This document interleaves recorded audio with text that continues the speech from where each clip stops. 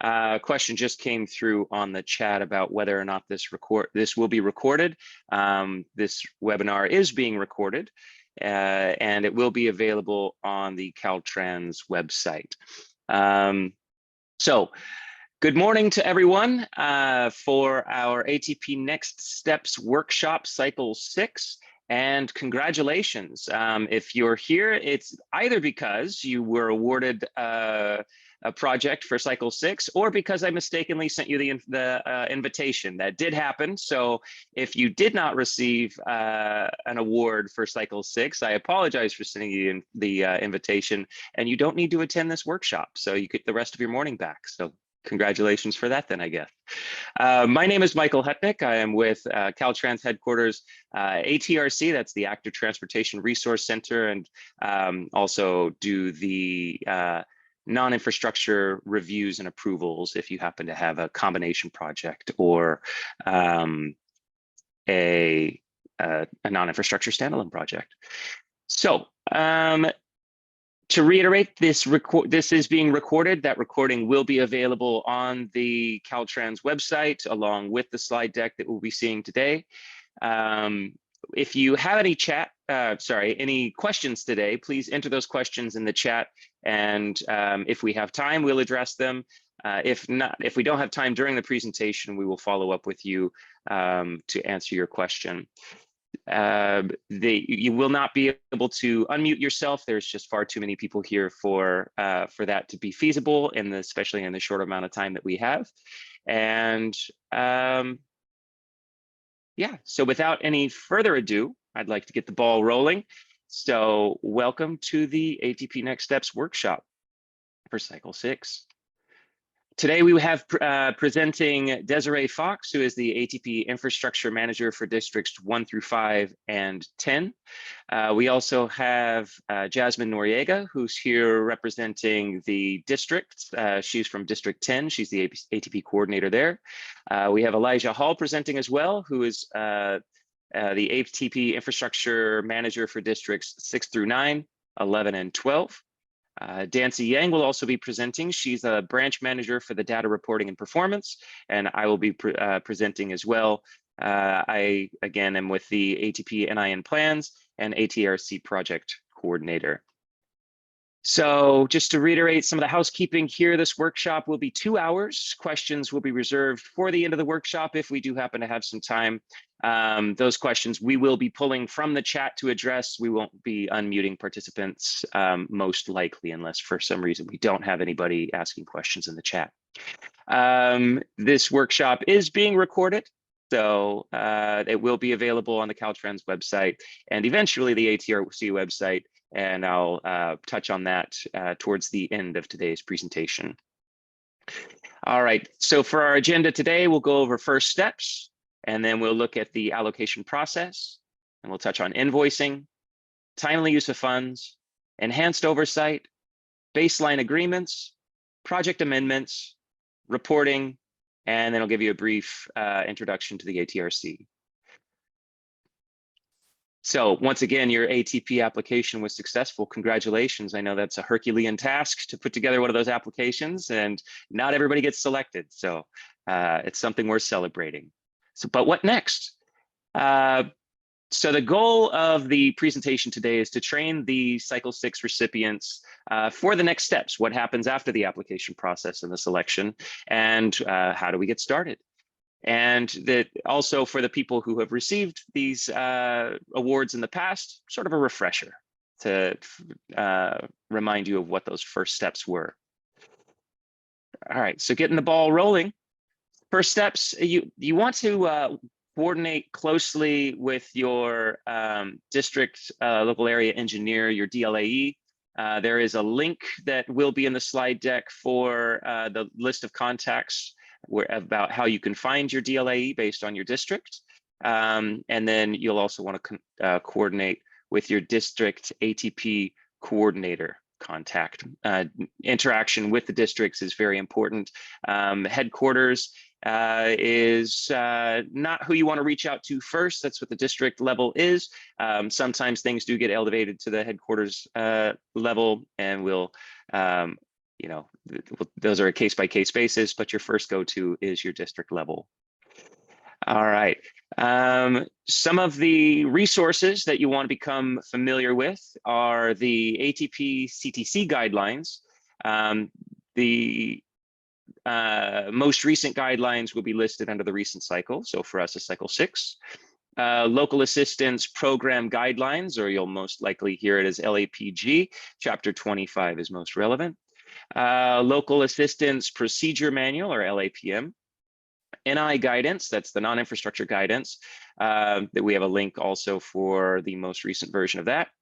There's interim count guidance for collecting your before and after counts and reporting them, your SB1 guidelines, and all other important guidance documents we have a link for as well. We'll go in more about master agreements a little bit later, but if you do not have a local agency code, also known as a low code, that's a 4-digit agency number, then that means that you need to get a master agreement in place. If you're a federally recognized agency, a master agreement is in place and nothing further is needed. And for FTIP programming, check with your MPO or RTPA about that low code, or I'm sorry, about the master agreement. So if your project has state or federal funding, sometimes it's a mix of both. If you have state funding, you will need to self-certify, that's allocation and the CEQA documents.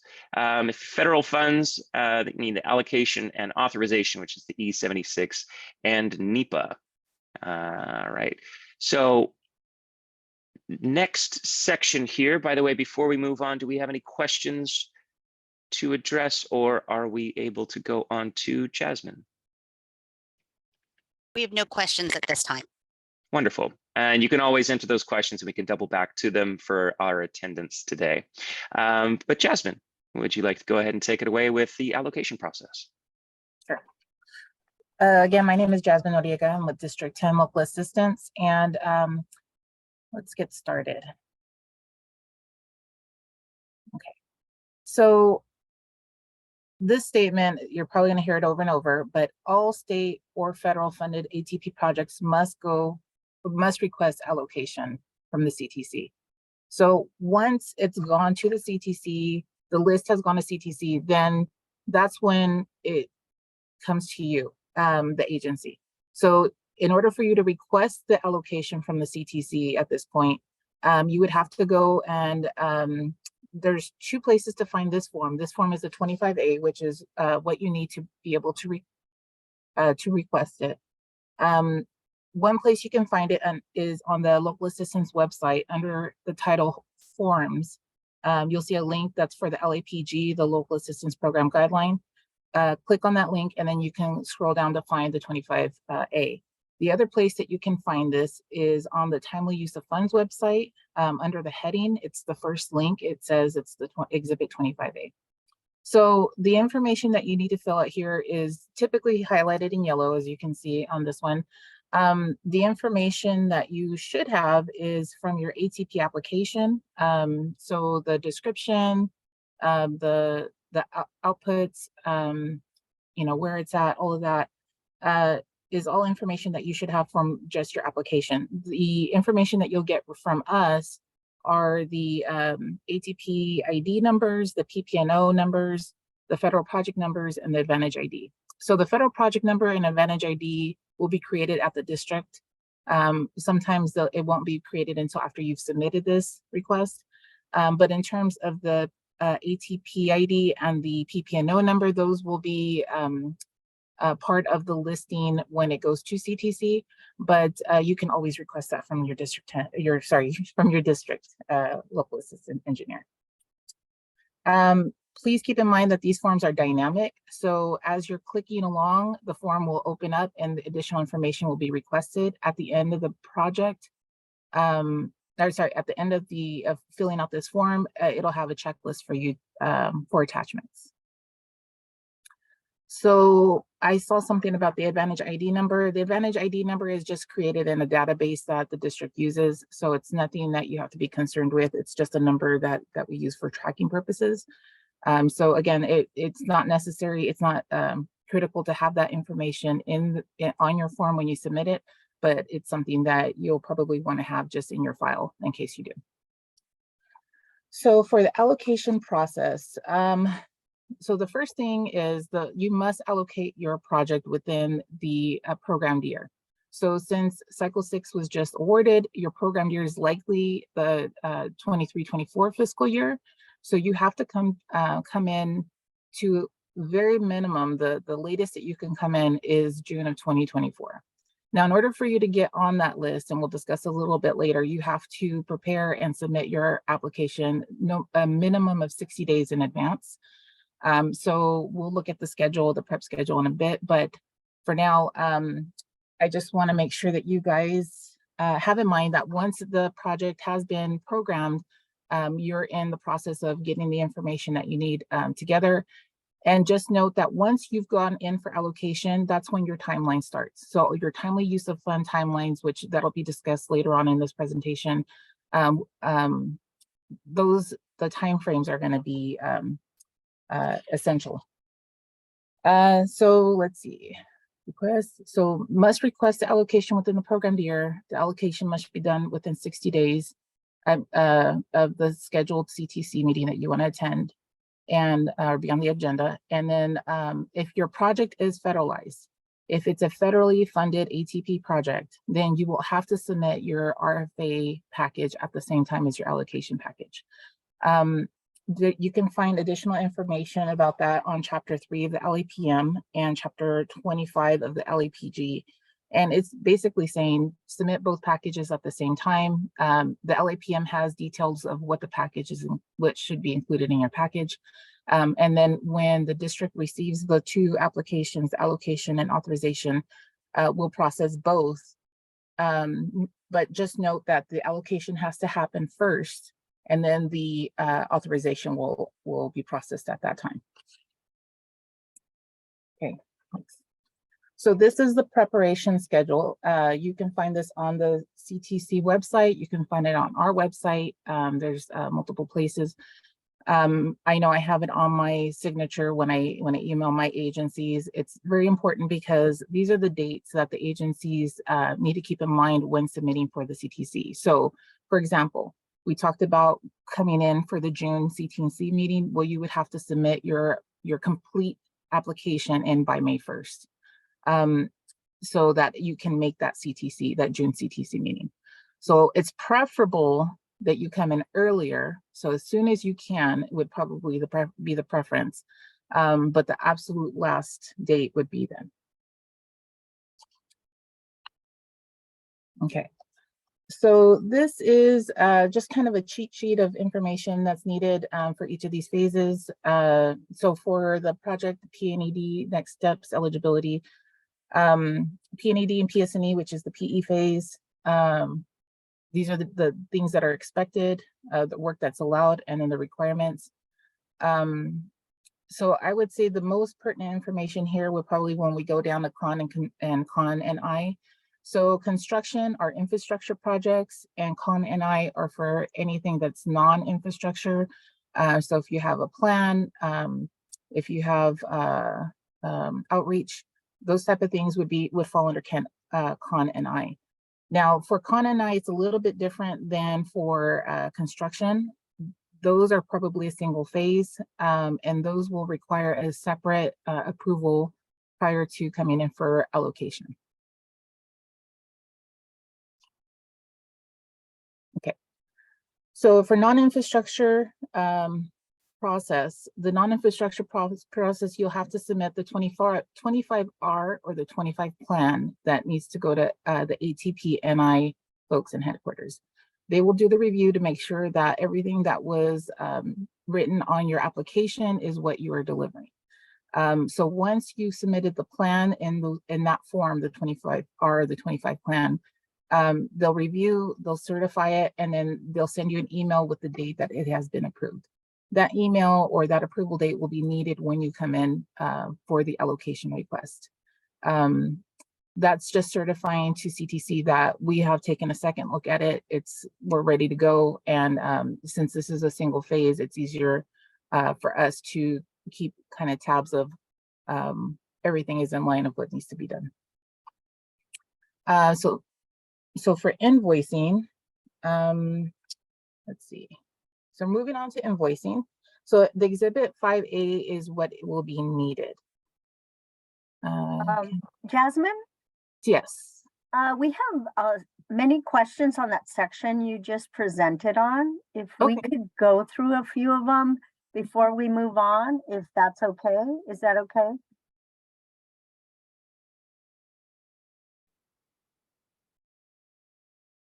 We've lost your audio, Jasmine.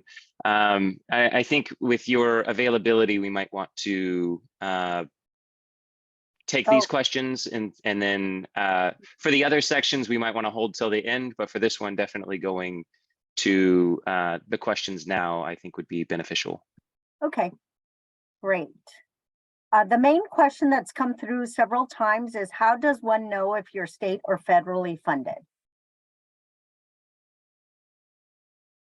It looks like Jasmine can't hear us, or we can't hear her also. Okay. But I can answer that question. Thank you, Desiree. So yes, you would reach out to either your RTPAs or your MPOs, or also your district staff. They would also be able to get that information to you. Jasmine, can we hear you yet? No? Nope. Still can't hear Jasmine.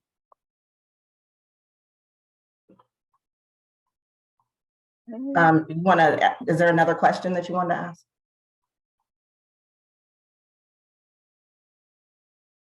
We have a whole host of questions. Some go back to the first step section, and then some go directly to the allocation process. But in addition to whether or not folks know if they have federal or state funding, people wanted to ask how they can request state-only funding. Is that a possibility for those that have already been adopted into cycle 6? It is a possibility. We normally like to see those requests during the with the application. And so if you've already requested it during the application, we've already received it. I mean, in the application, we've already received it. We do have a form 25F that you can use, and you can fill that out.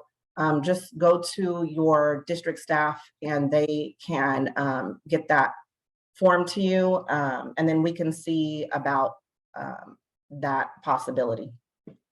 Okay, great. Thank you. All right. And then these are specific to the allocation process. So the first question that came in was, what's the earliest one what's the earliest that an allocation can come in during its program year? An allocation can come in even before the program year, but it can come in at any time during the program year. Okay, so the first month, but if you wanted to do it before the program year, is there a summary of how that can happen? They would just reach out to their district staff and submit an allocation request. You know, sometimes it's contingent upon whether or not there's enough funding. But you know, with the time extensions that we have, it offsets that, so we're able to process those easily. Okay. Yeah, I prefer those. Great. Thanks so much, Desiree. Okay, and then Victoria, can you hear me? yes, Lori. Hi. Yeah, so that's called an advance allocation.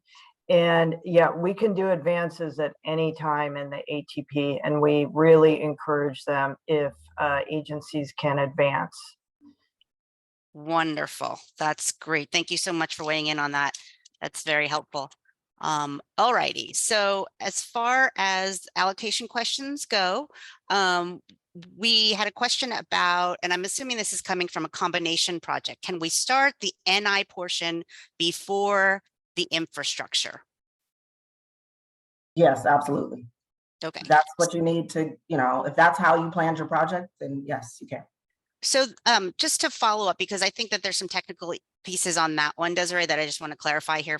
So if that's the case, then would you do separate allocations like on NI for your non-infrastructure portion, and then just do you need a different number?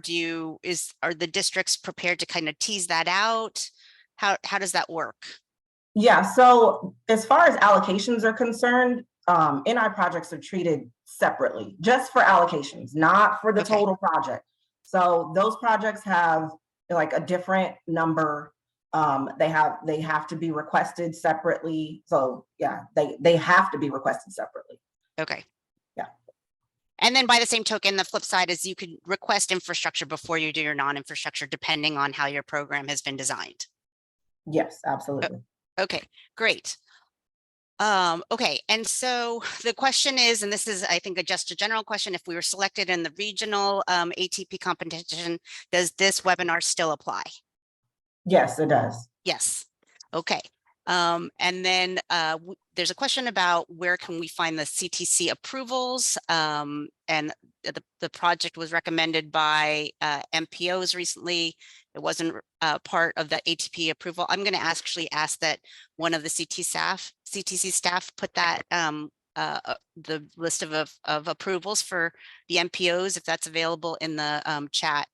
And then so this is a question about not receiving final recommendation from our MPO. How is that obtained?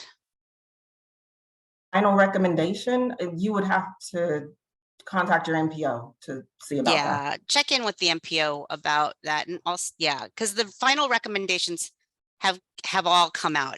That's correct, right, Lori? All of the MPOs for cycle 6 have come out at this point, or is there anyone that's kind of still waiting? Cycle 6 is fully programmed. At Okay. the last commission meeting, we programmed the rest of the MPO projects.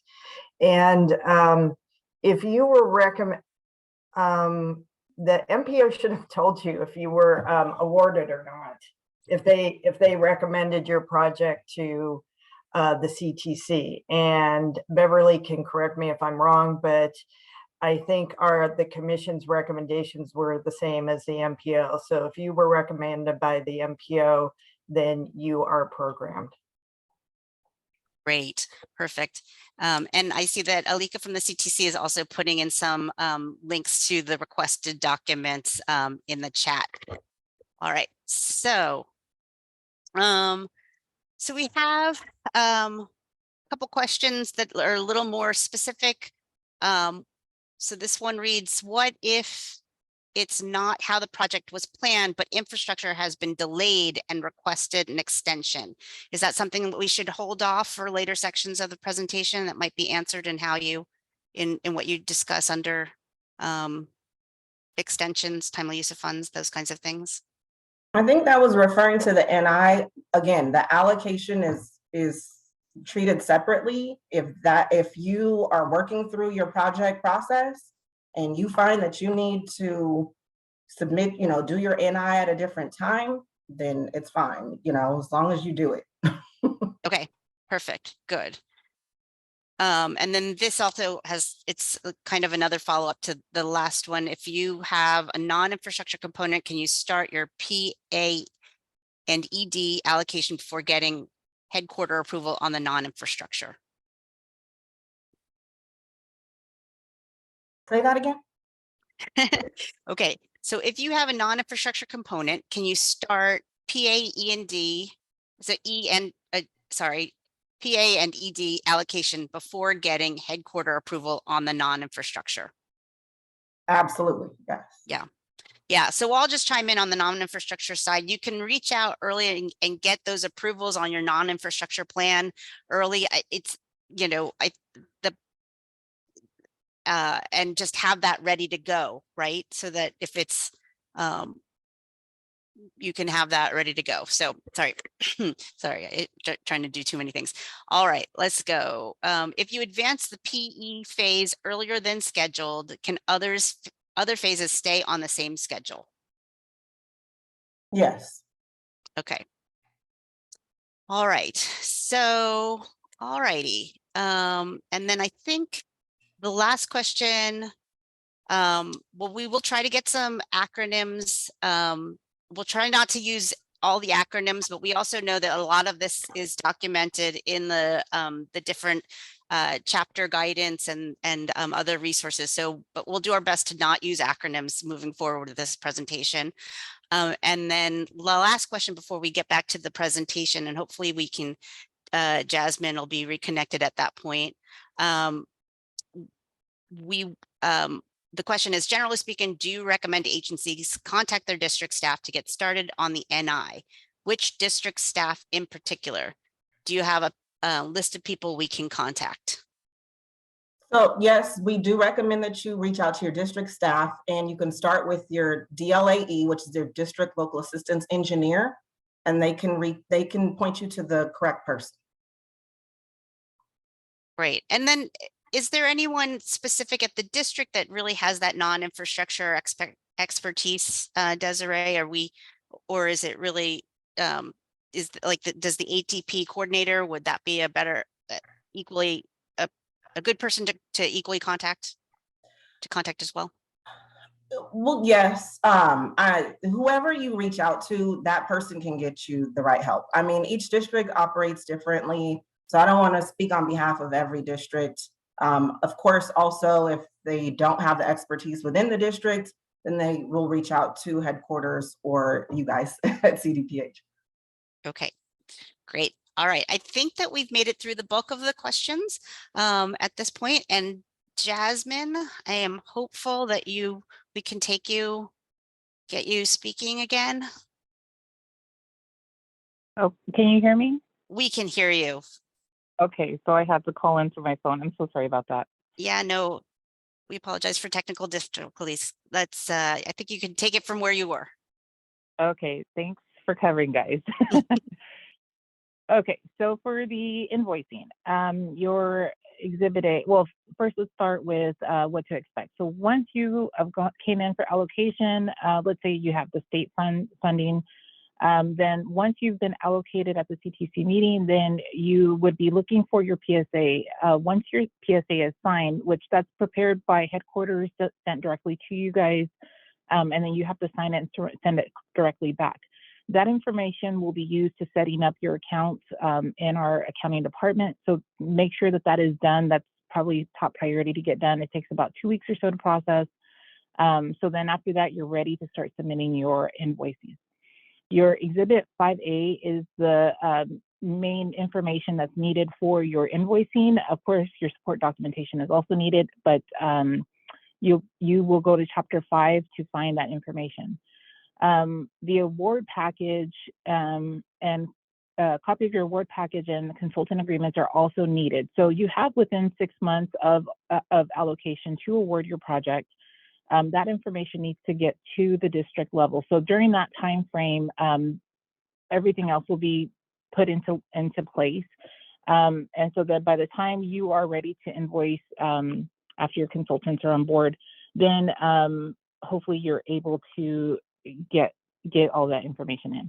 So common delays from our invoicing, our first invoice, are the different items that need to be submitted separately. The Exhibit 10C, which is an online database that that agencies have to go in to fill out the information for your consultants. Your 1001 and 1002s are part of your award packages, and that has detailed information from your consultant agreements.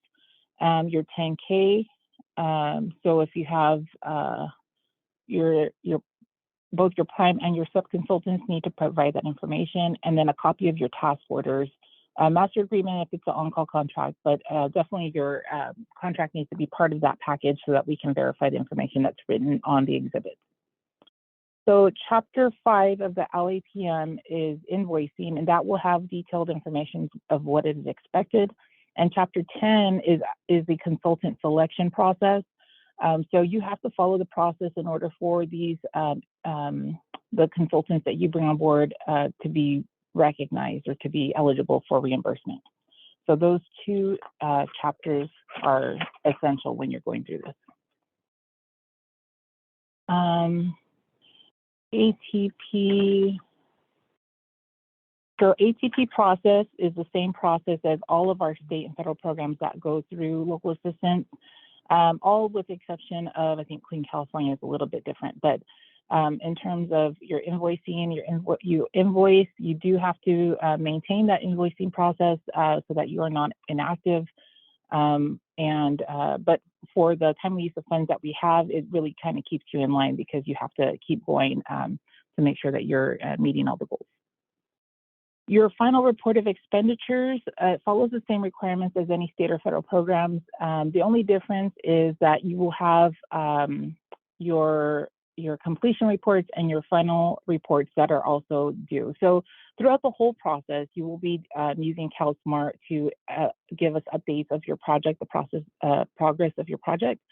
But at the end, in order to kind of close out that portion or that your project, you will have to go into CalSmart to submit that completion report. So your FROE and your completion report need to be submitted pretty much at the same time.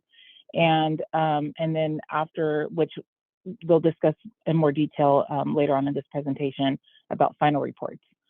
You'll have to submit a final report via CalSmart. So any supplemental documents that you need to submit to ATP reporting, there is a email address here on the presentation. And if you forget the presentation, you can always come to your district local assistant engineer and they'll have the information or be able to forward it on for you. Excellent. Thank you very much, Jasmine. We understand that you will need to be running shortly, and you are definitely the best resource that we have on this call to be able to answer questions about invoicing. So I'd like to take a few questions. Victoria, what do we have? Okay, so our first question reads, regarding Chapter 10, selecting consultants, what if my company already had an RFQ 3 years ago and we've selected a list of design consultants? Do I have to perform a new RFQ for my specific project, or can I rely on the RFQ from 3 years ago? So it's not specifically an invoicing question, but wondering if Jasmine might have time for responding to that RFQ timeliness issue. So the Chapter 10 does detail that your contracts are only good for 3 years with the ability to extend them to 5 years.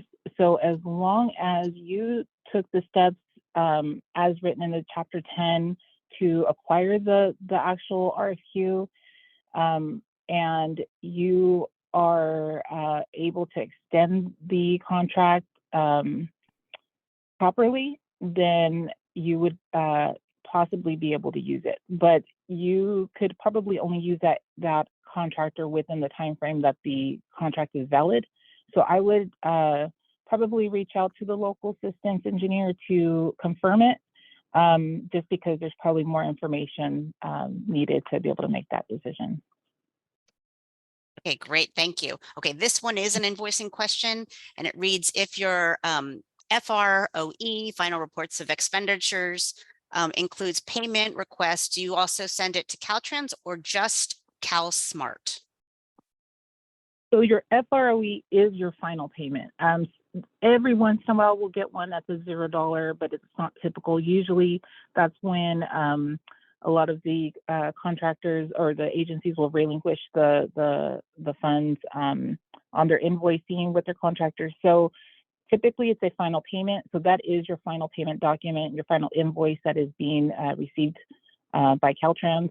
It's also the time that we will make sure that all of the other regulations have been followed properly. So your DBE and other things that could potentially influence that final payment. And your final inspection will happen during that time, so that when we're confirming the project itself, things were done according to the scope that was awarded.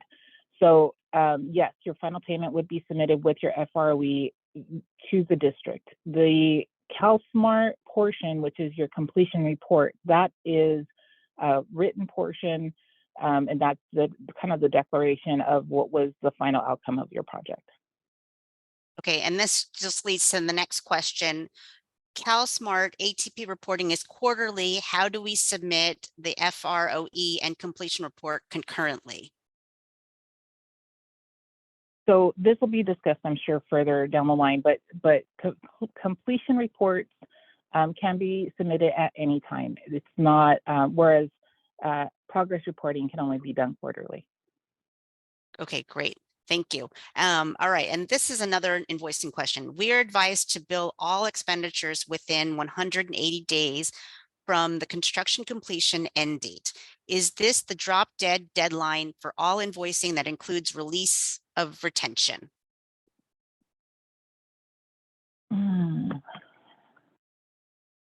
I'll probably have to reread that question to make sure that I'm answering it correctly. But so there's a couple of dates that you have to keep in mind when you're looking at your retention and your final payments and your final invoicing. You have your PED dates, which is your project end date. You have your timely use of funds dates, and then you have the 180 days.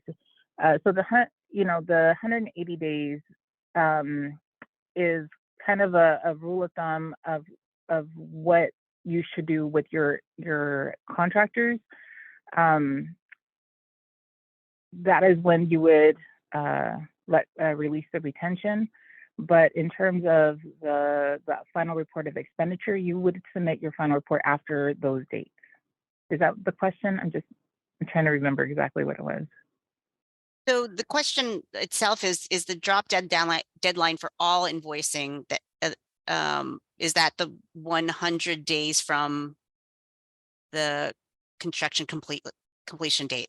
Elliot, if I'm not reading your question correctly, please, ask me to, please ask it again. But again, they've been advised to bill all expenditures within 100 days from the construction completion end date.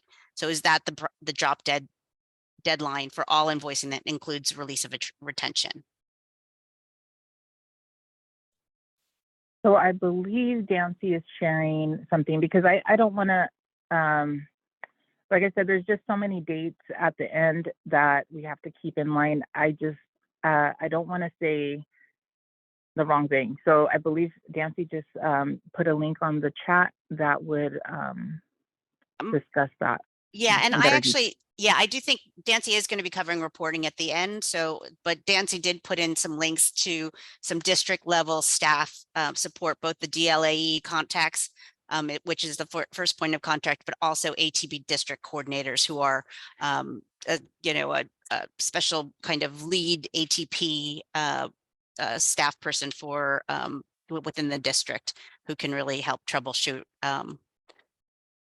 Lori, did you want to add something? Yeah, on the question about the invoicing, maybe someone can explain that they can get a time extension for which I would imagine would be for expenditure, which would extend the time for invoicing. Is that correct? Can someone from Caltrans add to that?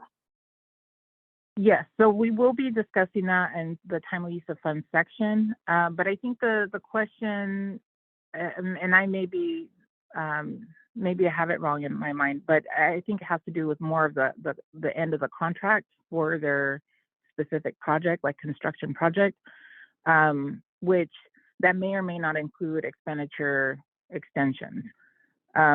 But again, that'll be discussed, and hopefully we can get. I'm trying to answer the person's question. Yeah. So, okay. All right. And Elliot, if there's a way you can clarify your question, we can make sure that we're answering it as needed. But I think at this point, Michael, we have moved through most of the questions. There's one that relates back to chapter 10. So yeah, we can ask that one just to get it out of the way. Is chapter 10 applicable for state funded projects? So that's kind of the outlier question. And I would say the answer is yes. Even though it does say federal, we do want you to maintain the competitive process for both state and federal projects. Okay, great. Wonderful. Thank you very much, Jasmine. Next up, we do have Elijah Hall to present on timely use of funds. Elijah, whenever you're ready. Thank you, Michael. Thank you, Michael. See, here's One second. Okay, what are the timely use of funds deadlines? We have one for allocation. The funds must be allocated in the by the end of the state fiscal year program. This applies to all project development phases. We have a timely use of funds deadline for expenditures. Project development expenditures must occur by the end of the second fiscal year following allocation. This requirement applies to the P&AD phase, PS&E phase, as well as the right-of-way phase.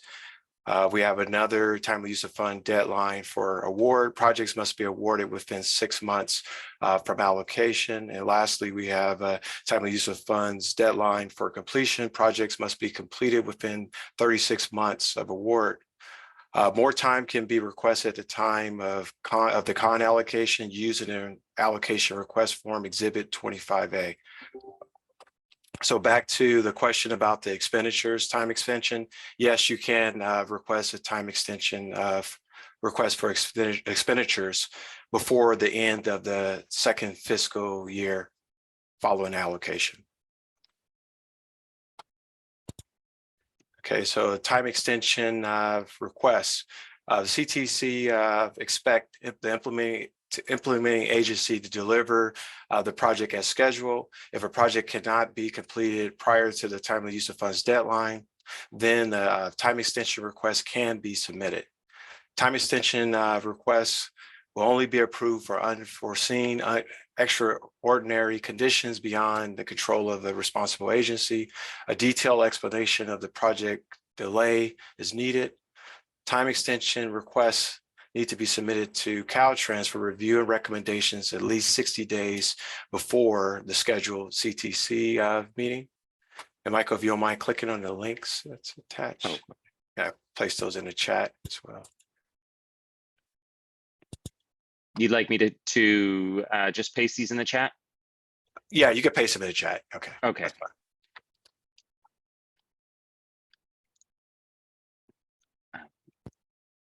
Should we move on to the next slide for now? Go ahead. Yeah, you can move to the next one. Okay, here's a quick overview of the time extension process. The local agency submitted a time extension request form to the regional agency for review, concurrence, as well as signature. The form is processed and submitted to Caltrans district. The district review the form, submitted to headquarters for review and processing for the time extension request. Again, the request should be submitted at least 60 days prior to the scheduled CTC meeting.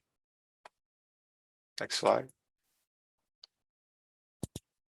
Thank you. For a time extension request, use exhibit 25A. Please provide an acceptable reason for project delay. A time extension will be approved by CTC only for unforeseen extraordinary circumstances beyond the control of the agencies. Detailed justification is needed.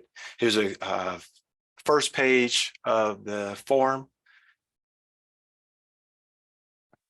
You can go to the next one, Michael. Thank you. Okay. Who approves the extension? Only the CTC can approve or deny the time extension request. Requested time should equal the amount of time attributed to the project delay and cannot exceed the maximum number of months as per the ATP guidelines. Local agencies are urged to attend the CTC meeting to defend their extension requests. Extension requests are not automatic nor guaranteed. And that's all I have, Michael, for the timely use of funds. Okay. Ooh. And Victoria, did we have any questions? We do. So the first one reads, earlier on, I had thought the direction was to submit for allocation after the award of the project. Is it award then allocation or allocation then award? Not quite sure, but if you could say if you. Sorry, I was working on trying to get those links in the chat. I'm not able to do so while presenting, but these will, it's all going to be clickable when you have access to the slides themselves. Apologies for the interruption. The answer to the question is allocation followed by award. Award must be completed within 6 months from the construction allocation. That's applicable to Con as well as Con NI.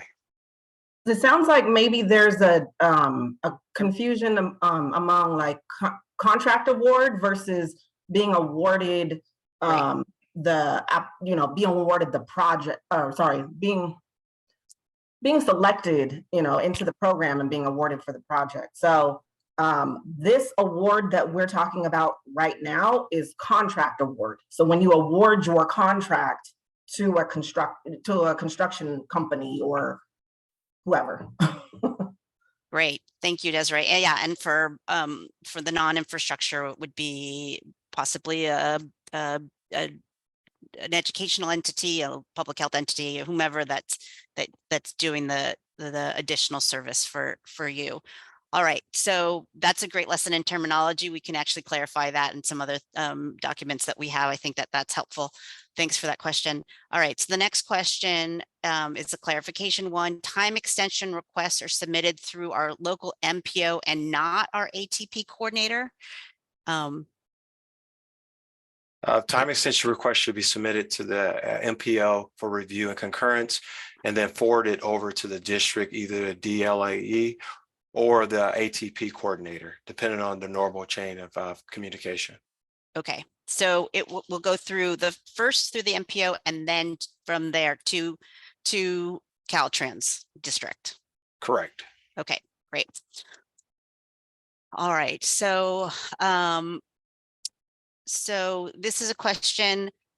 Can phases overlap? For example, allocation for construction has already been provided, but we would like to request an extension for our PA and ED expenditure. Can phases overlap? For that scenario, the answer is no, because the agency, if they completed their P&AD phase and on to Con, they can't overlap. That phase, the project development phase for P&AD has been completed. Okay, so the answer is no, they cannot overlap. That's correct. Do Okay, you have anything to add, Desiree, to that one? No, you need your environmental document in order to move on to construction. So that wouldn't be reasonable. Great, thank you both. All right, so this is another clarifying question in terms of submissions. Additionally, who do we submit our allocation requests to? So this goes back to Jasmine's section. The allocation request should go directly to the district. Okay. All right. So this is an interesting question. Other than the pandemic, what reasons are valid for extension requests? What has been approved in the past? I'm gonna take this one, Victoria. Sure. Go ahead, Lori. They come through the commission, and Alika's our time extension contact, so I'd like her to add anything if she would like. So one thing that's really important to remember is you can only request one time extension per type of time extension. So if you need a allocation time extension for construction, you can only do that once. So first of all, you really need to think about what you need and why. So it should be some kind of extraordinary circumstance, but that's a pretty broad term. So there could be problems like in your environmental phase. You're running into more environmental issues than you had anticipated. So in your justification, you would say that you encountered sensitive species during the environmental phase or something like that. Or in the right-of-way phase, you're having more issues with acquiring property than you had thought. But the important thing is that the delay should be this close to what you're requesting for your extension. So in your request, you wouldn't want to say that you needed an extra month in environmental and then ask for 12 more months extension. That wouldn't be reasonable.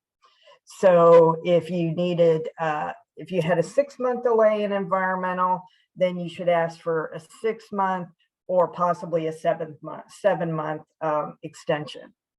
And so, Alika, do you want to add anything to what you see a lot? Yeah, I would say we're not really seeing as many time extensions come forward relating to the pandemic anymore. I would say we're seeing a lot more issues with like coordinating right of way, as you mentioned already, Lori, and possibly coordinating with utility companies. That's one of the big ones that we typically see. And then sometimes it's even with awarding contracts, and that's somewhat of a new trend that we're noticing. But Lori, I think you touched on everything.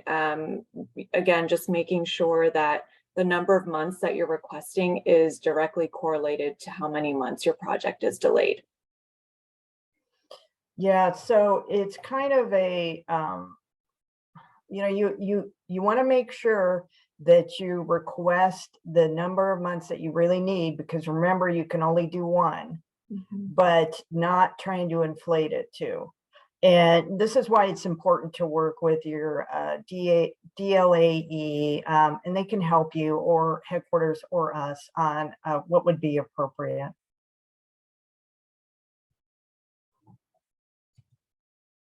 That's great. Thank you both, Lori and Alika. That was wonderful. Such good detail.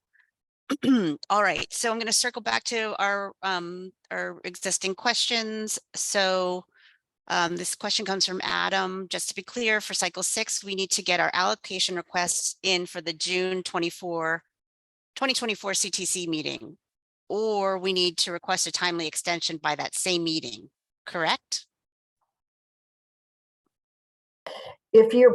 If whatever you're getting your allocation for is programmed in that fiscal year.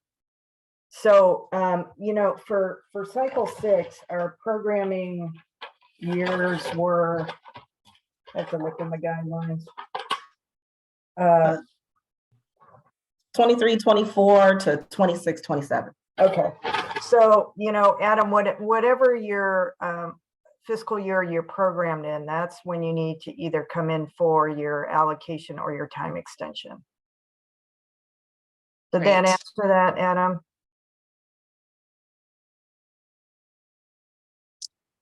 Yeah, he said yes, thank you. Okay. All righty. So circling back to our list. There's a question, and this is probably related to his earlier question. What about PS&E, such as bidding support services? So let me scroll up and see. Oh yeah,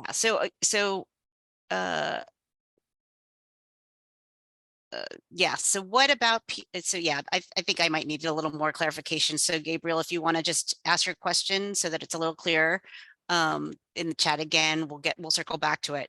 But here's a question from Yolanda. What's the maximum amount of time that can be requested for an extension? So I think Lori spoke to that the extension request should be closely related to the delayed time, but Alika, do you want to just elaborate any more on that? Yeah, so if I'm understanding the question correctly, they're asking how many months they can request the maximum.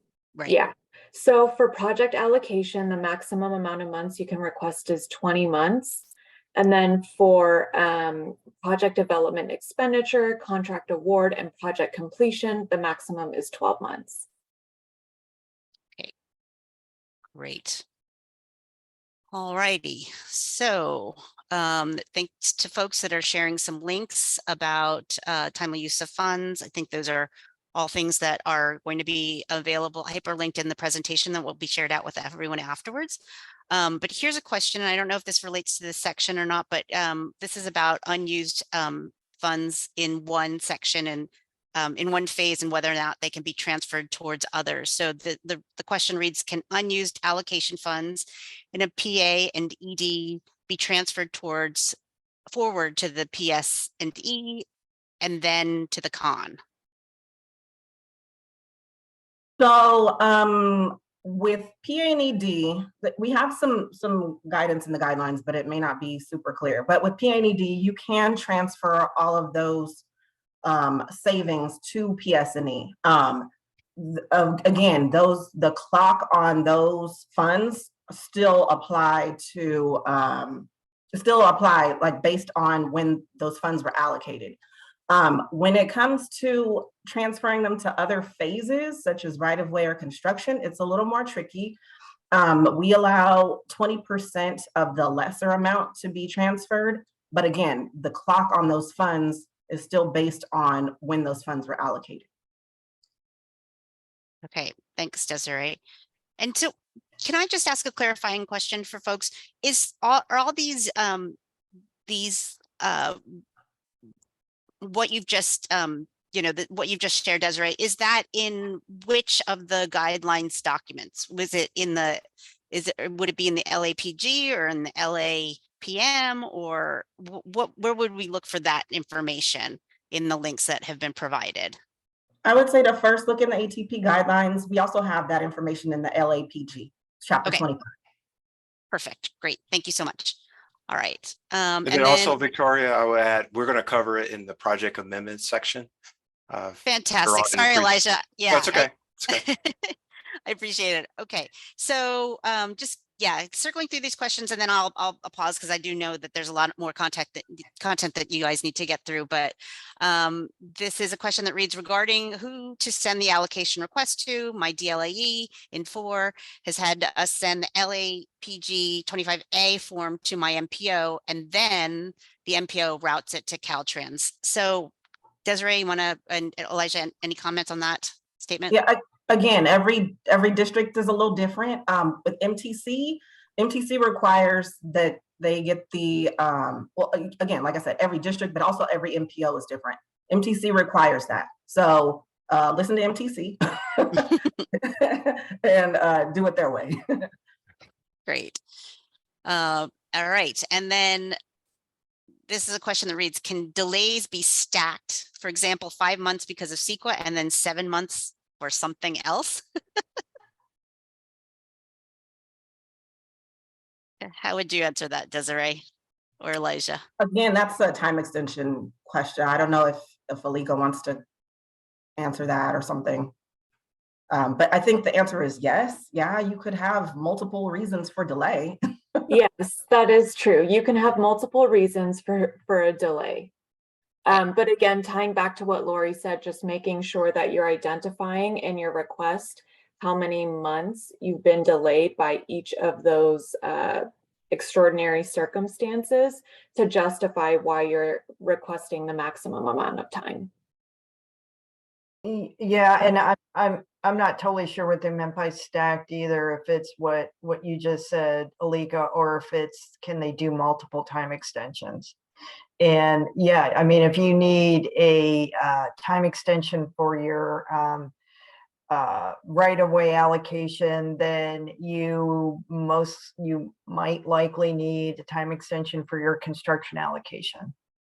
So yeah, you can do that, but it's one per phase per incident, if that's a good way to explain it. I think so. That's Okay. great. You guys want to move into the next question? Our agency received a Cycle 6 award for the comm phase, and another agency will be implementing the project. Our agency will enter into a cooperative reimbursement agreement with the other agency. Given the 6 months to award requirement, will the execution date of our cooperative agreement satisfy this requirement? So the timing requirement.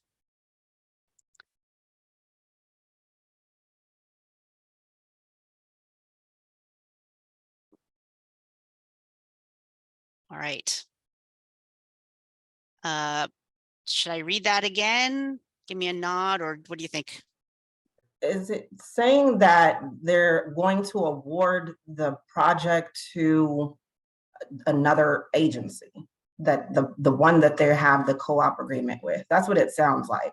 I mean, if it's done within the 6 months, then it Well, should. yeah, and Dimitri, if you wanted to, give some clarification and, in a follow-up question, I'm just, thinking about like possibly, relation, we have had some regional agencies working with tribes and things like that. So maybe there's a kind of unique arrangement here. So, so I guess the question is, given the 6 months to award requirement, so is the cooperative agreement, will that satisfy the timely use of funds requirement? Is a cooperative agreement, reimbursement agreement enough? It seems like that's the question. Right, to be counted as an award. I'm veering towards the yes answer, but I feel like maybe that's something that needs to be discussed in more detail with the district staff. Like, reach out to your district staff and they should be able to answer that or help you with that. Great. And Perfect. in the interest of time, I do believe we should probably move on. We've got quite a bit more ground to cover. Sounds Yeah. good. All right. Thank you very much for all of that. Next up, we have Desiree for enhanced oversight. Desiree, take it away. Okay. Hi, I'm Desiree Fox, and I'm one of the ATP program managers at headquarters. Please note, we're going to talk about enhanced oversight. So please note that your project could be selected for enhanced oversight. Enhanced oversight is the department's effort to proactively manage project delivery risk. This is measured by the reduction of scope changes, project delays, and time extensions, lapse phases in projects, and audit findings supported by the activities that lead to timely delivery of projects. Next slide. Projects are selected based on high project costs, high project complexity, high possibility of environmental or right-of-way challenges, previous audit findings and compliance history. There may be other issues that were found during the application review process that would make a project rise to the level of enhanced oversight as well. Additionally, state-only funded projects normally do not require a high level of oversight compared to federally funded projects, but there may be cases where it's necessary. So agencies should expect more engagement and assistance from district staff when a project has been selected for enhanced oversight. District staff will be reaching out to you to let you know that your project has been selected for that. And they also may attend PDT meetings or assist with public engagement. And they'll also request project status on a quarterly basis. And the scope in the PS&E package will be verified to ensure that it matches the approved scope. Next slide. Now we'll talk about baseline agreements. Next slide. So there are certain projects that require a baseline agreement, such as projects with a total project cost of $25 million or greater, or a total programmed amount of $10 million or greater in ATP funds. The baseline agreement process starts after the environmental document has been completed, and the deadline to submit the required documents for the baseline agreement is 4 months. And if the environmental document is completed prior to the project being adopted into the program, or 6 months if it's been completed after program adoption. Next slide. Also note that the baseline agreement must be executed at a CTC meeting prior to allocating any phase other than the environmental phase or the NI phase for combo projects, if conditions allow you to get started on your NI phase earlier. Next slide. And the baseline agreement package includes an agreement letter signed by an authorized officer. So usually that's a public works director or a similar level, or sorry, an updated project programming request, the original approved project application, the environmental documents, and the benefits form. Please note that current and projected active transportation user counts are required for the benefits form. And these documents are collected and compiled by Caltrans headquarters and submitted for executive review And that process overall can take around 2 to 3 months to complete the extensive review process and to prepare for the CTC agenda. So please get started on that as soon as you start your, or complete your environmental process. Headquarters staff usually reaches out to you around the time that we know that you're going to be completing your environmental phase. And that is all. All right, I don't notice any questions in the chat currently, so unless something pops up in the next 2 seconds, so we'll go ahead and move on to Elijah for the next section. Thank you very much, Desiree.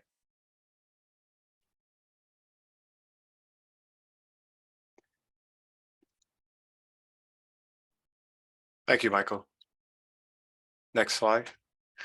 Project amendments. The application is an approved scoping document. The scope of work must be completed as listed in the original application and on the supporting documents. Deviating from the original scope is considered a scope change. It must be approved in advance of construction. There are situations that may be considered a minor design modification, but they must be approved by Caltrans. Next slide.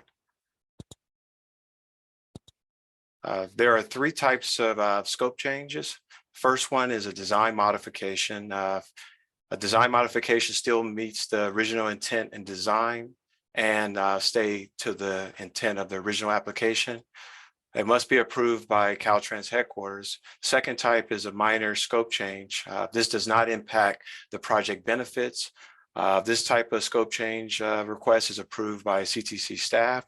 The last scope change request type is a major scope change. This type of scope change impacts the project benefits.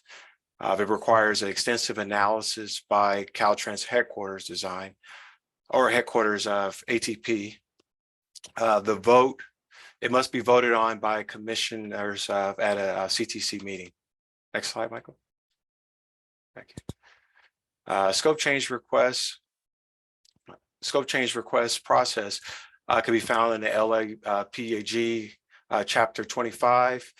Let's see, the instructions can be found in LAPG 25D1, and the form is scope change request form exhibit 25D. Before completing the form or requesting a scope change, we would like for you to meet with your district staff first to discuss the potential of a scope change, and then the district staff will set up a meeting with headquarters to discuss the scope change prior to processing the scope change request using form 25D. And Michael, can you click on the link and then also place it in the chat? Unfortunately, not while I'm presenting, but perhaps someone that I sent the presentation to can do that on my behalf. Okay, can you place the link? Okay, in the chat. I'll start doing it. All right, thank you. Okay, and scope change requests need to be approved prior to the con phase allocation. Next slide. Thank you. Let's see. The next type of project amendment is a funding distribution change. And this goes back to the question that was asked earlier. Funds can be redistributed among project development phases. Funds cannot be moved out of the con phase or construction. The request cannot be made in the same fiscal year in which the funds have been programmed, and the funds cannot be allocated and moved into a fund and the moved funds cannot be increased the total programmed amount. An agency can only request a funding distribution change once during the life of the project. Use Exhibit 25G for requesting the funding distribution. The instructions are found in Form 25G-1. Fund distribution change are voted on by the commissioners at a commission meeting. So a book item is prepared by headquarters and presented at the meeting. Okay, and then let's see, last type of project amendment is project cost savings. See, the funds You can move project savings between allocated funds. The limit is 25% of the smaller programmed amount, and this could be found in the ATP guidelines, section 36.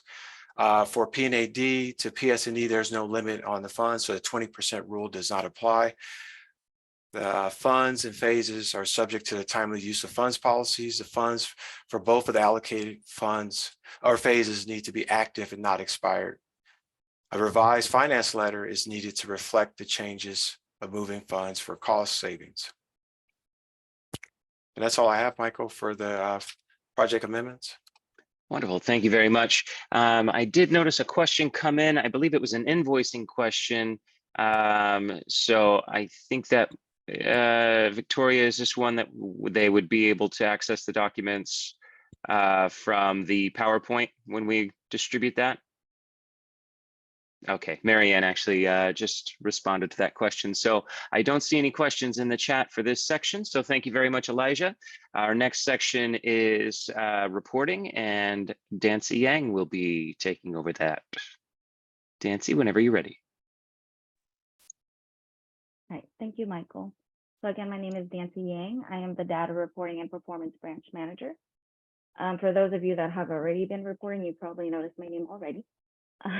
But for everyone that's new, Cycle 6 MPOs, reporting is required per the Senate Bill 1 Accountability and Transparency Guidelines. As soon as you're adopted into the program, you start reporting. That's regardless of where you are in the process of your project. So even if you're not funded until a future construction or something, it does not matter. You start reporting as soon as you're adopted into the program. And the Senate Bill 1 Accountability and Transparency Guidelines indicate that you must submit a progress report every quarter, and then a completion and final delivery report when you've met those milestones. Nancy, can you speak up a little bit? It's hard to hear you. Thank you. Yeah, let me know. Is this better? Not much. Not much? Okay. Sorry. Thank you. Let me switch headphones really quick. Okay, thanks.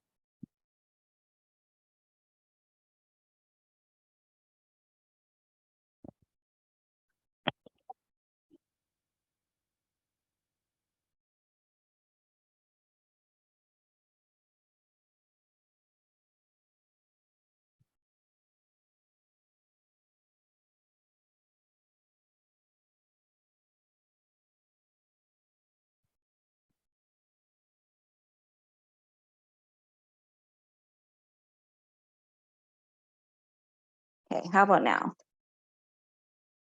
Yeah, thank you. Awesome, thank you.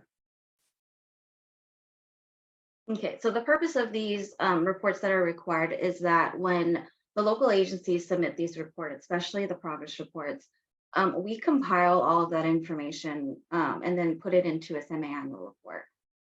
So the information that you provide to us, we expect that they are accurate and they're up to date. That semi-annual report that we put together so that they can be heard at CTC meetings in March and October. And in that report, we report out your current progress, the number of completions and final deliveries, counts, everything that's included in those reports we include in the semi-annual reports that we report out to the CTC.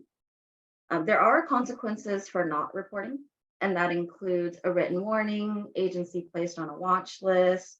You may be required to appear before a commission meeting. For the most erogenous situations, you may be ineligible for future allocations or programming actions, or a possibility of reduced reimbursement. Next.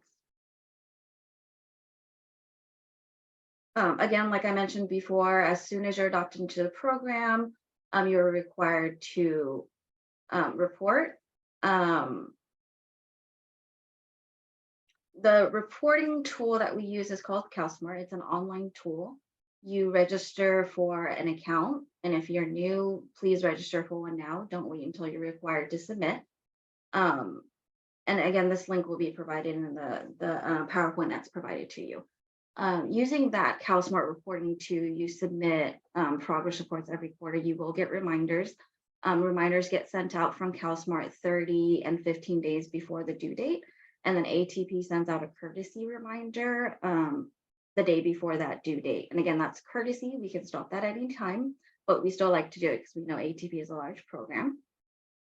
Before accounts are required in a progress report, and that is no more than 6 months before start of construction. For the cycle 6 folks that were recently selected by the MPOs, you start reporting on October 1st. For those that were selected in the statewide and small urban rural process a couple of months ago, they have already started progress reporting. And so please do keep that date in mind. As soon as October 1st hits, you are required to start submitting progress. Again, it does not matter where you are on your project. We like to know the life of the project. So even if you don't start construction until way out, we need to know that you're on track even before you start construction, if that is the only phase that you are funded for through ATP. Again, October 1st, and you only have 15 days. So as soon as October 1st as soon as October 1st hits, CalSmart is open for reporting. And then you have 15 days. And then once it hits the end of the day on the 15th day, CalSmart closes. And this is true for every other program, not just ATP. There are other programs that utilize CalSmart to report. Once it closes for every single program. We have no say in reopening it, so please do submit it by that 15th day. Caltrans then only has 15 days to respond to or provide corrections to those reports that we'll be sending back and forth. Once you do get those corrections, you then have until the end of that month. So for instance, October, you have until the end of October 31st to provide us corrections. All right, next. Completion reports. So completion reports are due within 6 months of the project becoming operable, so open to the public, or the consultant contract acceptance. Or for NI, it would be when your program activities are complete. The reports are submitted through CalSmart again, and you can submit those at any time. So the open reporting period that I just mentioned previously, that's open for 15 days, that is only for progress reports. So completion reports, as soon as your project is open to the public, or for non-infrastructures, if you're done with the program, please submit your reports. I always get questioned about after counts, and after counts are not due in the completion reports. They're due in the final delivery reports. So don't wait until you get your counts done to submit your completion reports. As soon as it's open to the public, or for non-infrastructure, as soon as you're done with that program, please do submit it. Now, the way CalSmart works is it has one report for even those combination projects. So if you're submitting those reports and you're not quite sure when you should be submitting the completion report, so submit the completion report when your latest activity is done. So for instance, if your infrastructure was done first, but if you haven't completed your non-infrastructure, please don't submit the report. Wait until you've completed the non-infrastructure portion, and then submit it. And if it's, in reverse, whichever work comes last and that you've completed, you start submitting the completion reports. Final delivery. So final delivery is different from completion reports. I do get this question all the time, and it gets a little bit confusing. So after counts are due in the final delivery report. And the final delivery reports are due when you've submitted your final invoice to the districts and when you finish the after counts. Now, after counts can be a little bit hard to time because they must be conducted the same time, day as you did your before count. So let's say you did your before counts in the fall, but you completed your project in the summer. You can wait until the fall to do your after counts before you submit your final delivery report. So do time it wisely. And again, they has to be done the same day, the month. So even if you finish your project early, unfortunately, you can't submit your final delivery reports until you've done your after counts. And the whole couple of pages of how to conduct those counts, how many counts and all of that is provided in the interim count guidance. Linked right there. You can go take a look at it. It's too long that I probably would take hours to go through. So please do look at them.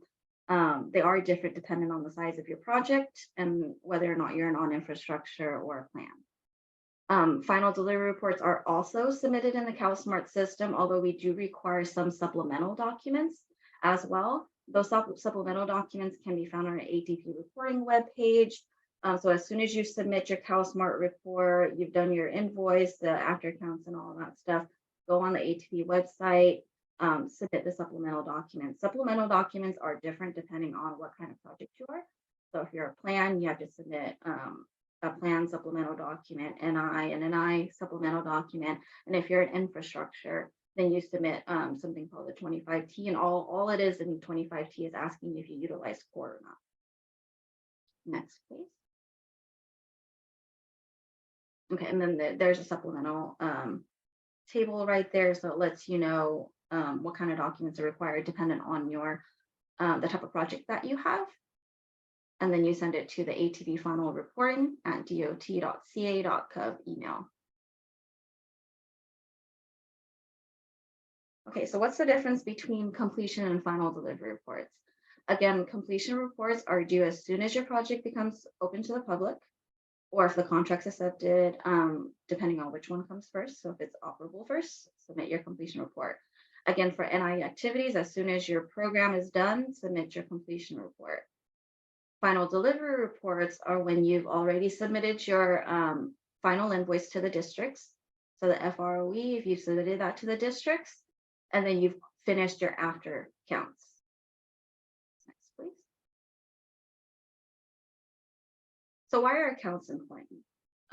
By collecting the necessary user data, Caltrans can report on the impact of the ATP investments in relation to the ATP program.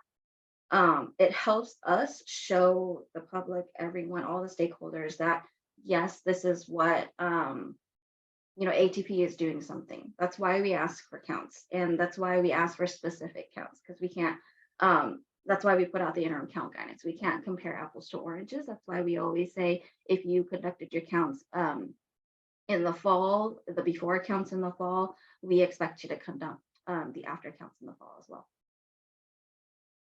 Next. Okay, so a couple of key points on the count guidance. All project types except for plans require counts. So yes, a non-infrastructure does require counts. Before counts must be no more than 6 months before the start of construction. And that is in the progress report. So when you're submitting progress reports, it can be no more than 6 months before your start of construction. Sometimes we do catch that sometimes in our progress reports if we've noticed.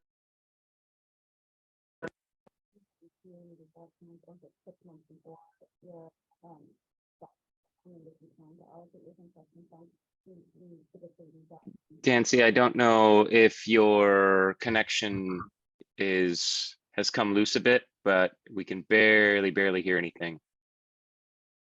So make sure you turn that well. And then before and after that. So Dancy, are you able to hear me? After that, photos, the more the better.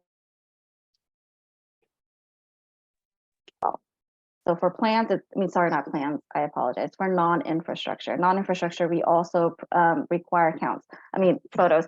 Dancy, could you back up a little bit? Your audio cut out and it sounds like you weren't able to hear us for a moment. So just like 2 minutes or so, if you could back up and try again.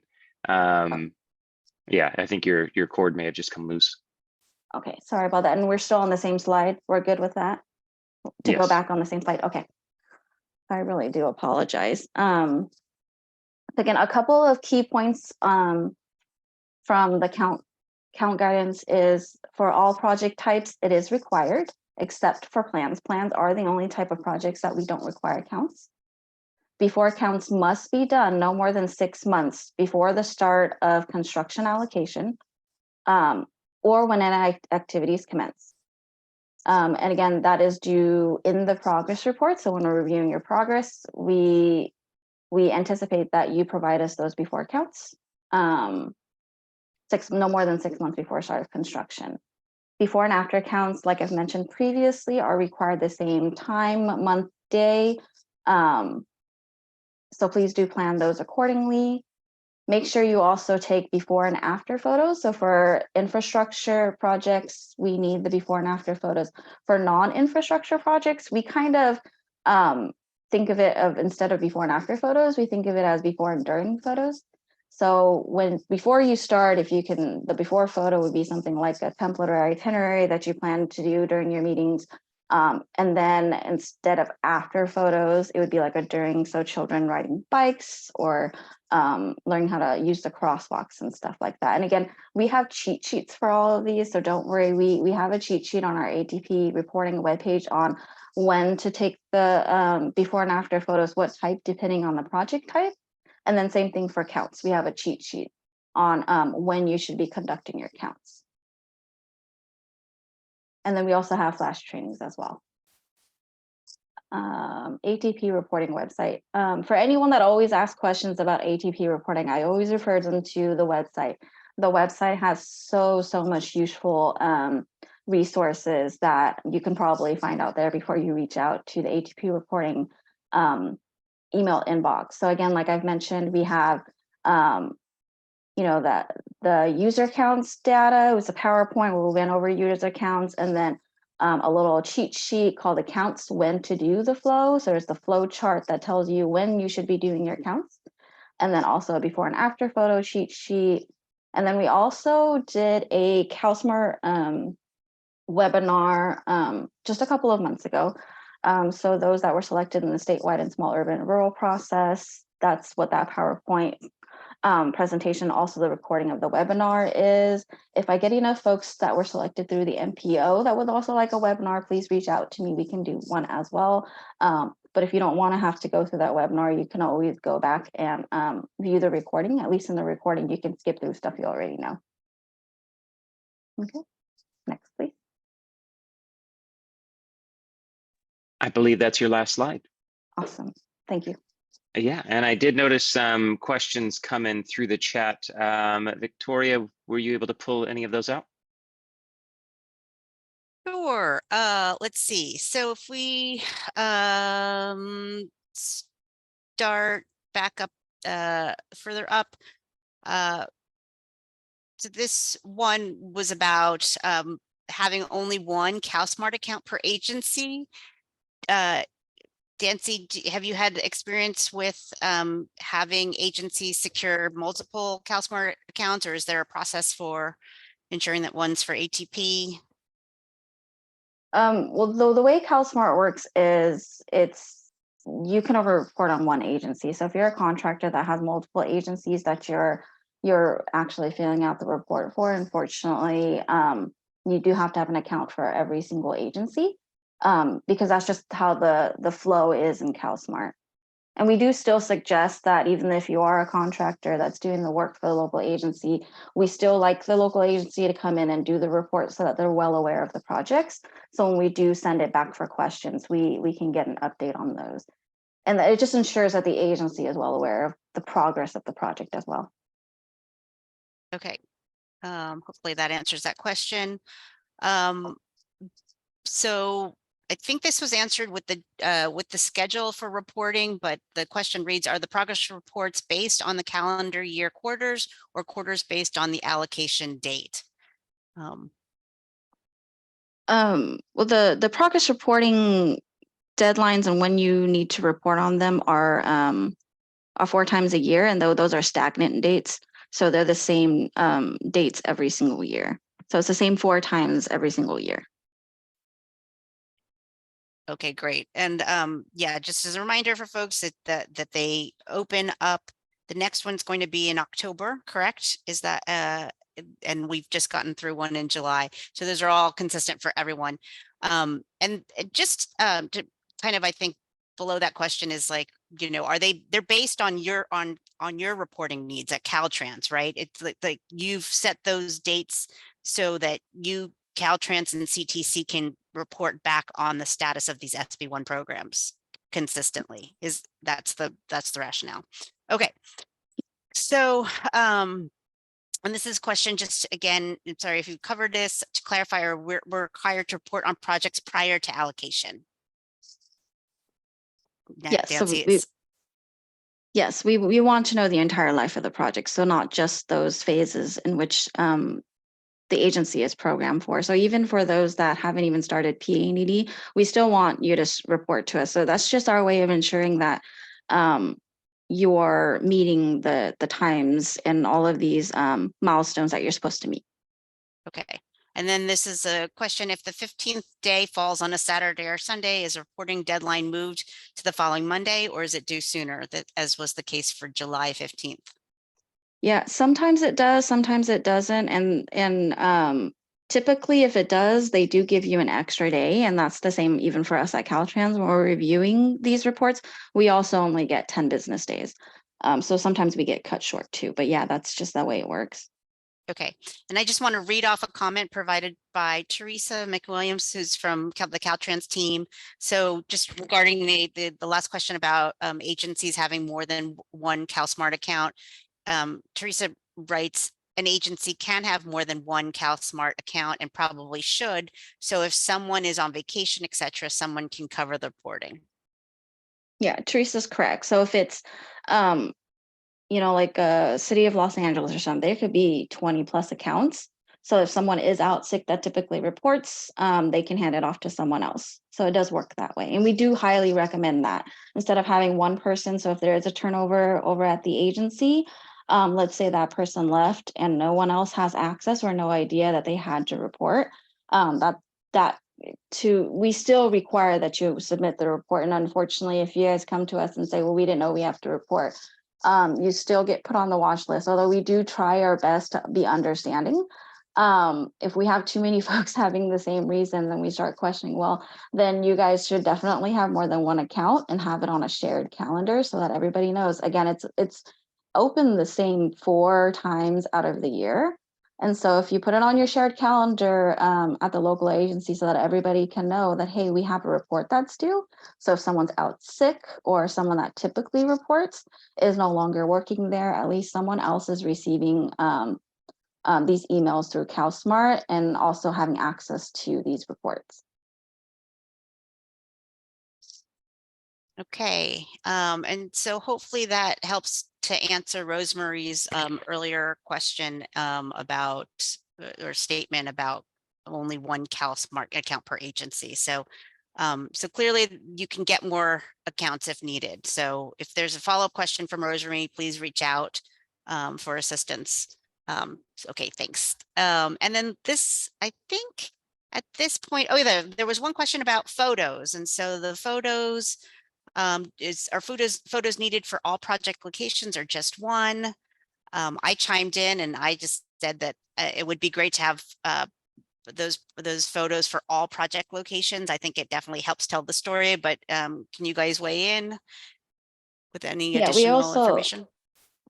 Yeah, we also have more information on our before and after photo cheat sheet, but yeah, the more photos, the better. Our district folks here at Caltrans will be taking a look at your completion and final delivery reports. They look at those photos. So the more you have, so that the less they can reach out to you and say, hey, you didn't provide us a photo of X, Y, and Z, so that they can approve the scope, the better. Well, and if I can just chime in, I know Michael's about to give a presentation on the ATRC, but one of the things that we do at the ATRC is project profiles of completed projects. And so those photos really do help to tell the story. They help to communicate the success of the program, the changes that we see, and again, really help to enhance kind of all of the other data that is required of agencies in sharing kind of what these investments have done for a particular community or place. All right, I think we're done with questions at this point. This is Marianne. Hi. We have a couple of questions that weren't answered before, but I'll wait to ask them after Michael's presentation. Sounds good. All right, thank you very much. So yes, the next section is for me. This is about the ATRC, which is short for the Active Transportation Resource Center. And we only have one slide for this one. But I do want to close down this presentation and kind of give you a quick walkthrough of it.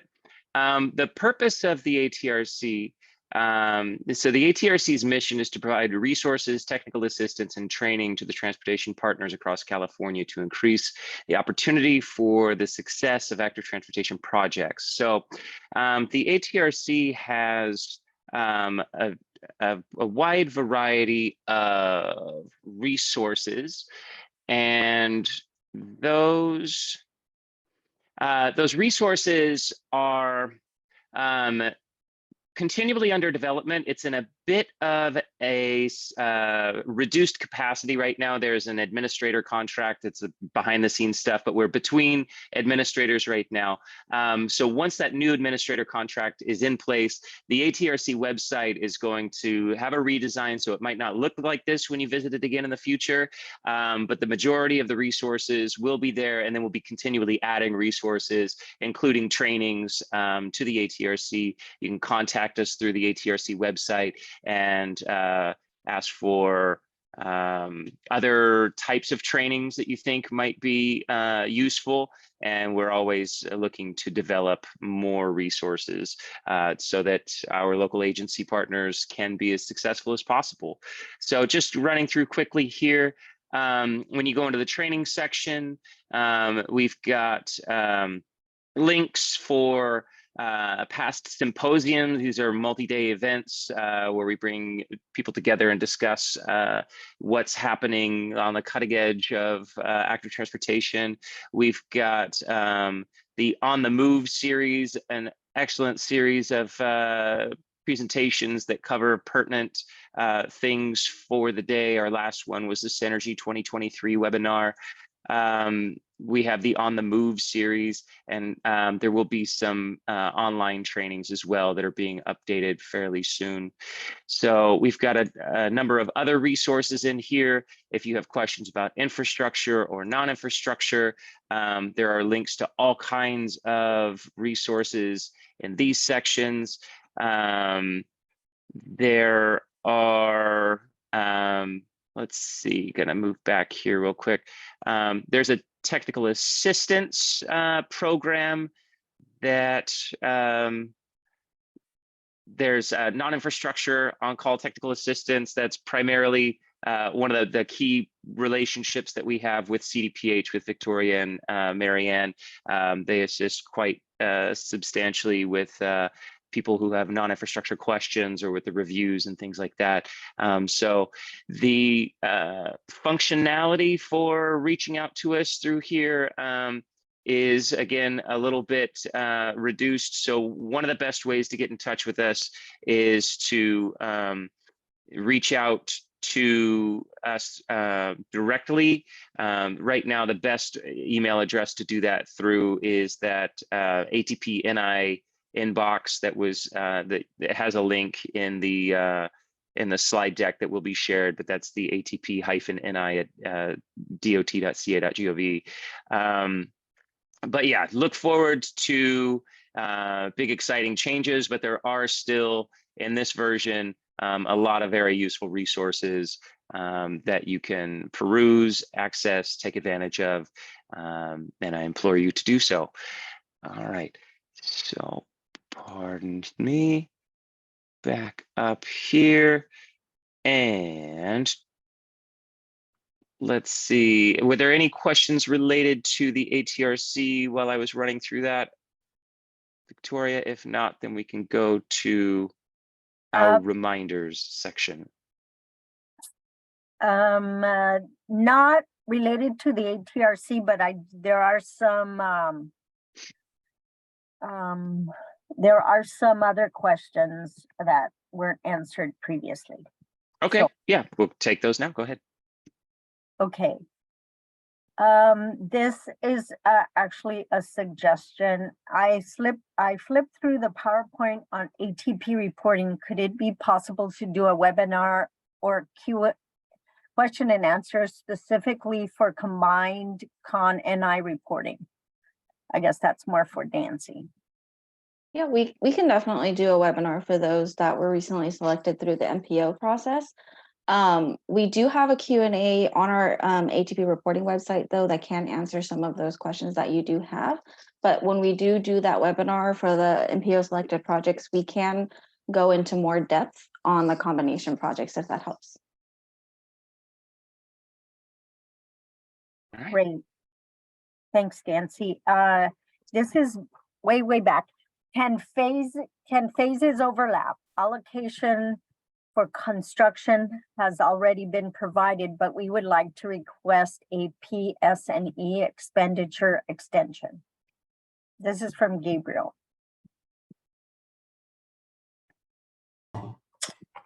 Again, your PS&E is supposed to be completed prior to your construction allocation. So it would probably be difficult to have an extenuating circumstance related to that. Thanks. Thanks, Desiree. And somewhere, Jose Luis asked, where do I find the PPNO for the project? Reach out to your district staff. Okay. Can we move funds from NI to infrastructure? The answer is no. As I stated before, with allocations, those projects, NI and infrastructure projects, are treated separately only for allocations. So that they kind of go hand in hand. Like if they're treated separately for that, you can't swap, NI funds with infrastructure funds. There's no mechanism for it. Thank you. I'm gonna go for the most recent. Rosemary asked, can PA and ED and PSE be done concurrently? Oh wait, let me go back to the other question though. That when I say swapping that, I meant like project savings. Is that what the question was? Okay, let me ask for clarification from. Is that what the question said in writing? Sorry, I just can't see it. It's Paul Archer. He said, can we move funds from NI to infrastructure? Paul, if you're still there, let us please be a little more specific for cost savings, etc. Okay, we'll wait to hear from Paul, and then we're going to go down to the more recent questions. This is Rosemary's question. Can PA and ED and PSE be done concurrently? No, you need to have your environmental document before you can move on to the PS&E phase. Thank you. Can you let us know where we can find these slides I'm recording after it's posted on the, yes. Everybody who has registered should get a notice when things are posted. So yes, we'll let you know. It's on the it would be on the Caltrans ATP website. So you can just Google it if you're not sure where that is. Let's see, Gabriel, let's see, I don't understand if I missed something, sorry.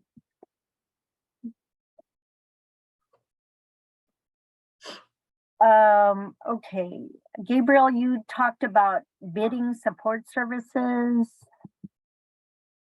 And I'm not sure what the background is for that.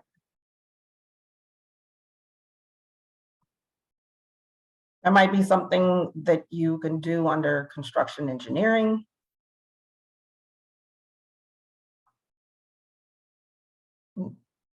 And yeah, we're getting requests for where you can find all this, and trust me, we'll let you know exactly where it is. You'll have a recording, the slides, and the slides will have the links embedded.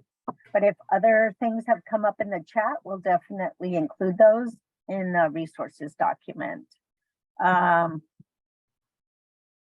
Okay, thank you, Victoria.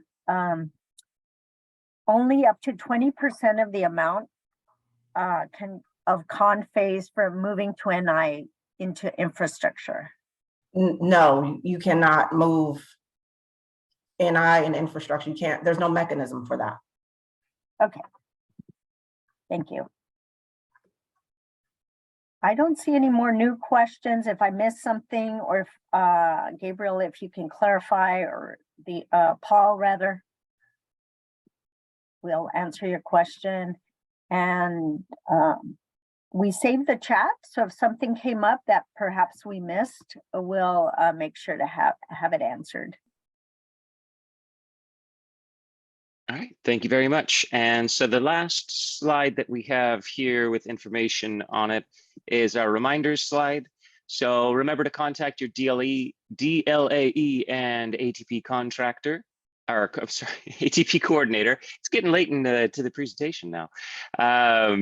So your district is the first point of contact. Number two, you want to remember to follow your original scope of work. If you need to modify your scope, please contact your district coordinator. Reminder number three, remember to do your pre and post counts. Follow the interim count guidance methodology and utilize the automated counter loan program, which is one of those things that is available through the ATRC, which I failed to mention. It is still functioning at a limited capacity, but you can request automated counter loan or automated counter equipment. Reach out to us through that ATP NI inbox if you are interested. Reminder number four, take photos. This is the best way to showcase your project outcomes. If there are faces of minors in the before and or after photos, you must also submit a photo release form. Check out our project profiles for inspiration and reach out when your project is complete to be featured. And then reminder number five is Active Transportation Resource Center. Join the mailing list. Again, I think the link may be misdirecting, so reach out to the ATP-NI inbox if you'd like to be added to the mailing list.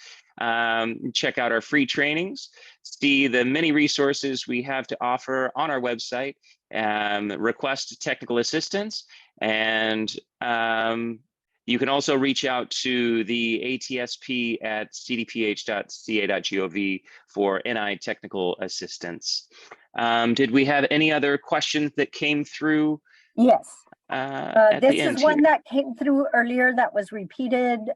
Someone else also wanted the answer to this. It's a statement and asking if it's correct. My understanding is that SCAG approved the award list, but it needs to go through CTC in August, and that recipients should expect to be able to get started on their projects in the fall. Is this correct? Hi, this is Beverly from the CTC. The SCAG MPO list was approved. Well, all of the MPO lists have been approved. The latest one was in June. So all MPO projects have now been programmed for cycle 6. Thank you very much. And there's another question for PA and ED phase. If the local agency likes to hire a consultant to help with the PES, NEPA, and related tech memo, do we have to go through competitive bid process if the amount is relatively small?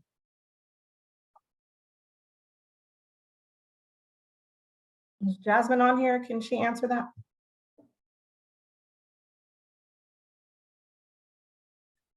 I think she's gone. She had another meeting. Okay, that would be something that district staff can answer. Okay, thank you, Desiree. See. Okay, I think. This is from Dimitri. To confirm, the local agency is able to start reimbursable work by the CTC approvable date. And in order to begin requesting reimbursement, the agency must enter into a program supplement with Caltrans. But it's a question. The first answer is yes. Yeah, the local agency can start reimbursable work by the CTC approval date. The project supplement agreement is something that, yes, that's something that happens after an allocation request. So it sounds like it's yes. yeah. Okay. Okay. Any other questions? Anybody want to put in the chat, or perhaps one we missed that you can repost? We'll get to it. We have about we'll let Michael do a farewell. We have about 5 minutes.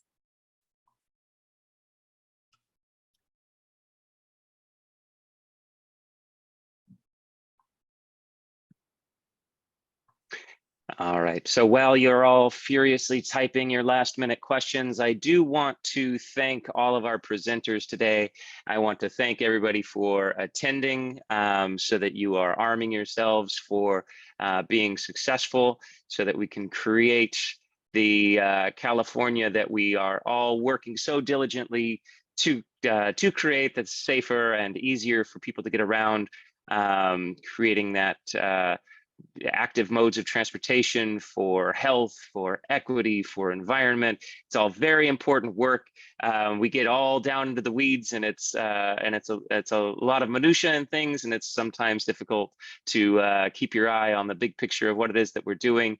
So I always like to bring that up to kind of just reframe, and, you know, to make sure that that motivation stays there. So thank you all for your efforts for making our state a better place to move about outside of a car. Did we have anything else come in? Yes. What's that? Yes, here is what I said. Here. Absolutely. All right. Is there somewhere on the website where you can search your agency's program supplement /E76? Again, that's a district question. Okay, thanks to Tatiana. Yes, we have more questions. Okay, Lori, did you have something to ask or add? Yeah, I want to add something at the end. And Okay. then another question, this is a clarification question. I thought you couldn't start the reimbursement work until CDC approved the allocation request. Please clarify. That is true. It's the same thing. They're just saying it in different ways. I think it's in reference to Dimitri's question. Okay, I don't see any more questions and we're running out of time. And oops, we have another one. Let's see if this is perhaps an answer. Okay, I'll ask this will be our last question since we're running out of time. Thank you all so much. Not sure if, oops, we have to, not sure if this was answered earlier. All work was completed before the completion expenditure date. Expenditure extension already baked in. All that remains is for the city to release the retention to the contractor. However, due to administrative delays, the release of the retention contractor will go beyond 180 days billing deadline. Can the city still bill the grantor for the release of retention beyond 180-day deadline if all the work technically completed before the construction expenditure deadline? Yikes. I feel like I understand it a little bit more now. This is it's kind of like a special situation.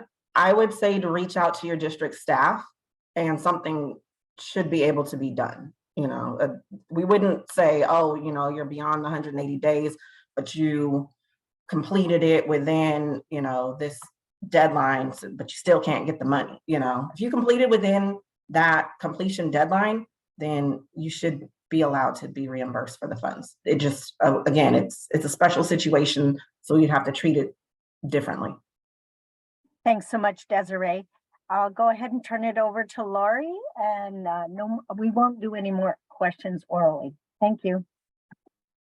Okay, so I just wanted to say, first of all, I'm Lori Waters. I'm with the California Transportation Commission, and Alika Changizi and Beverly Newman Burkhart. We're the commission staff on this call, and this is a Caltrans workshop, so you know we didn't want to assert ourselves too much, but I just want to emphasize that if you're having any issues with your projects, please come to ask for help early.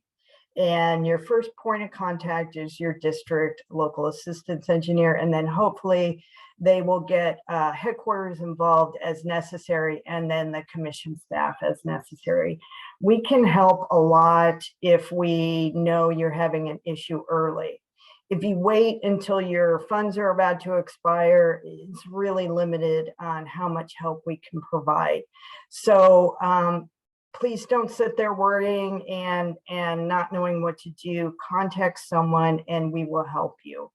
And there's a lot of information here. And I know, Michael said this is minutia, which it is, but the best projects are the ones that actually get built. So all of this stuff is incredibly important, but there's a lot here and there's a lot of guidance. It's a lot for all of you to go through. So, if you need help, please, please, please reach out.